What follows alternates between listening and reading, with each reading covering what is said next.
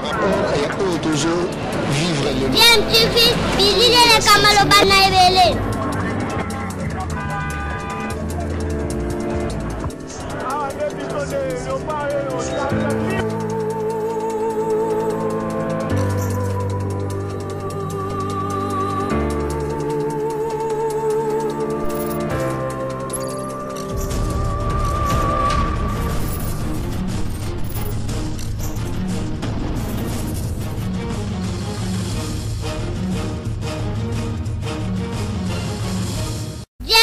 toujours en avant.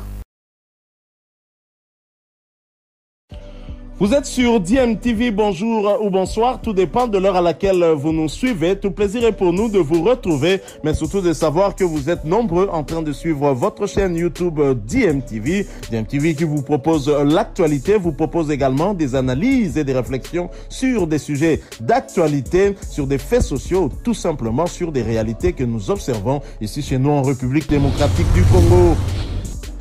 Les patrons et pionniers de médias nationaux étaient ce lundi 21 mars à l'inspection générale de finances pour s'informer du pourquoi des attaques dont est l'objet ce service de la part de certains journalistes et ainsi apporter leur appui à ce service qui lutte pour éradiquer les antivaleurs dans la gestion publique.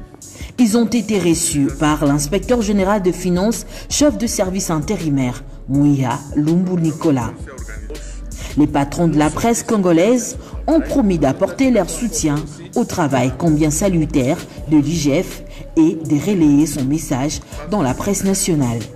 Le service de l'inspection est un service important qui dépend du président de la République. Un service qui a pris en charge le combat contre les antivaleurs, le combat contre la gestion épicière de la République, le détournement des deniers publics. Et comme c'est un service qui surveille tout ce qu'il y a comme fonds publics, aussi bien le contrôleur que les inspecteurs sont sous la coupe de l'inspecteur, du chef de service. Nous pensons que c'était important de venir à la source, surtout qu'il y a trop de spéculations malencontreuses et on accuse l'IGF de tous les péchés d'Israël. Nous pensons qu'il faut venir ici, se ressourcer, avoir les informations, de façon à canaliser ces informations dans l'opinion publique. Tout est bien qui finit bien. La séance s'est clôturée par une photo de famille.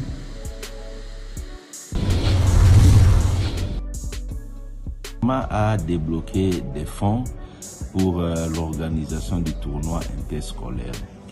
Il y a eu près de 400 000 $ qui ont été remis au ministère des Sports et Loisirs et près de 400 000 $ encore remis au ministère de l'enseignement primaire et secondaire.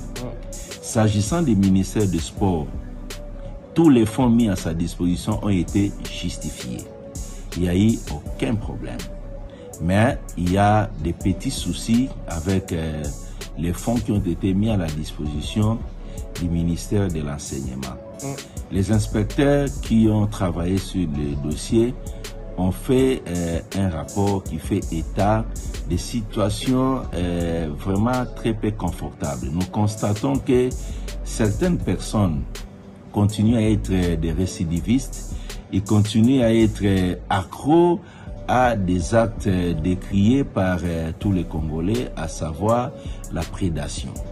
Les inspecteurs ont découvert qu'il y a des fonds qui ont été justifiés sous prétexte d'avoir loué les bus Transco.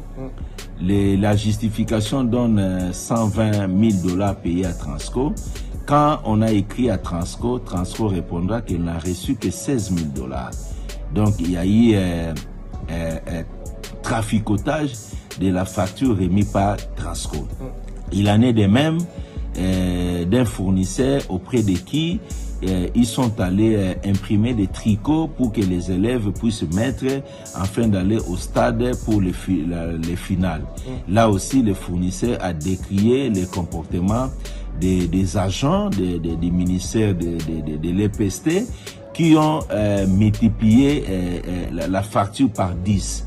Ils ont payé un montant X et ils ont mis sur la facture un montant multiplié par 10.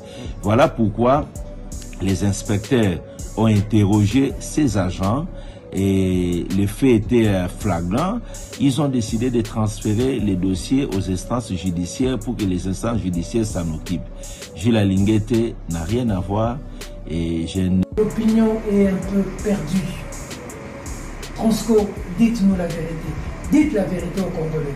Combien avez-vous payé à l'EPST? Et l'EPST, vous avez rendu quel service à l'EPST?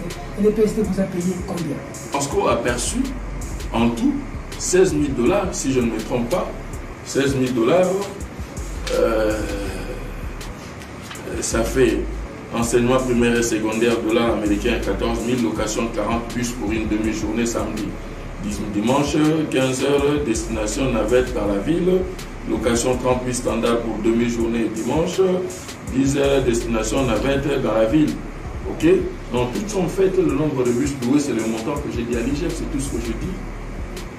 Vous n'avez jamais été payé 120 000 $ par l'EPST. En tout cas, mes écritures ne m'ont pas renseigné comme tel. Au ministère de l'EPST, on a m'ont renseigné que vous avez perçu 120 000 $. En tout cas, je ne saurais me mettre en juge ou même m'improviser juge de ce qu'un ministre dit. Je ne suis qu'un DG, ad interim, n'est-ce pas? Donc ce qu'un ministre dit, moi je ne peux pas le juger. Je ne peux pas m'affronter à ses dires. Moi, je ne réponds qu'à l'IGF sur ce que je fais. Et c'est la réponse que je vous ai donnée. Ça veut dire ce que l'IGF a dit dans les médias, que vous lui aurez dit que l'EPST ne vous a payé que 16 000 $ est vrai. Mon accusé de réception est là, j'ai écrit avec le détail à l'IGF ce que j'ai reçu. Ok? Donc ce que j'ai reçu, j'ai dit à l'IGF, les rubriques qui sont renseignées, j'ai dit à l'IGF. Un bus, on le loue à 510. Un bus? Oui, normalement pour le service de l'État, 510 $. Le service de l'État. Ok? 10 bus, ça fait 5100. 100 bus, ça fait 51 000. Voilà, donc il y a des... Ils avaient loué combien de bus? Peut-être 200 bus qu'ils ont loué, non? Les écritures de chez moi ne me renseignent pas ça. Peut-être le quart de ce... Le quart de... Avec des pénalités et tout. Les pénalités n'ont fait que 1 800 $. S'ils avaient un peu plus de 100 bus.